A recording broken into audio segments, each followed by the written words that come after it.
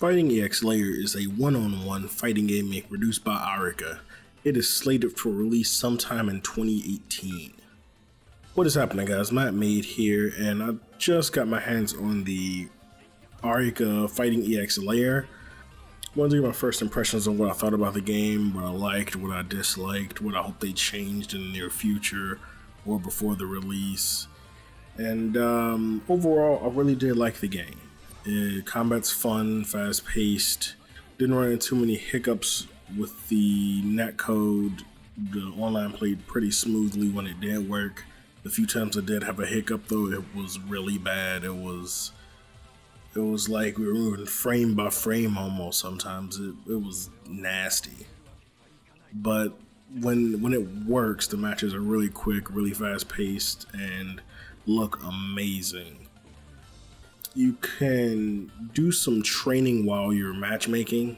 You have to actually go into the training mode to do this, however, which is something I hope they actually fix or change. So while you're matchmaking, you can like press Y or triangle, since it's PS4 exclusive, so that you can train while waiting on an opponent. And in waiting on an opponent, for the beta at least, it took anywhere between 5 to 10 minutes, sometimes I've experienced, to actually get a match. So when you got that match, you were able to just keep rematching that person. I rematched one person for maybe 5 or 6 times at least. I don't know if there was an actual upper limit to how many rematches you can do, but you weren't stuck to the standard best of 3. The game itself has an interesting style and an interesting presentation, and the way you go about fighting and the entire system I found to be pretty fun and just a great change of pace from other standard fighters like Street Fighter or Tekken or even KOF. You have what's called a Gogi system, which for the beta you had predetermined sets, but I believe you can build your own set of cards or abilities to do different things for your character. So you have something like increased speed or increased meter gain, and there are prerequisites for that you have to hit. Whether it be keeping your super meter for 40 seconds for an insane one, or landing so many hits, or guarding for so long. It was interesting, and it was rewarding you for playing the game in a different style or in your particular style that you wanted to play. That being said, there were a few things I did not like about the game. For instance, if you go for a run or a dash, once you stop running, you will slide for a while. So it feels really slippery, and to me, it feels like you're almost ice skating. But that just could be a staple of the series and something that they just want to keep in or keep around to make themselves different from the competition. The grabs are insane in this game.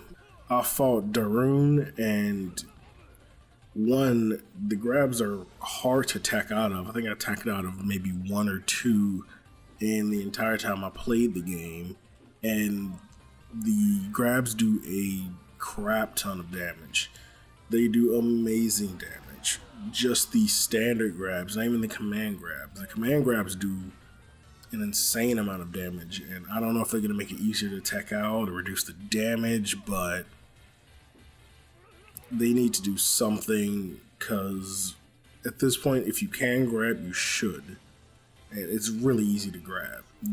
I was able to a couple times trick an opponent or get an opponent standing up and right into a grab.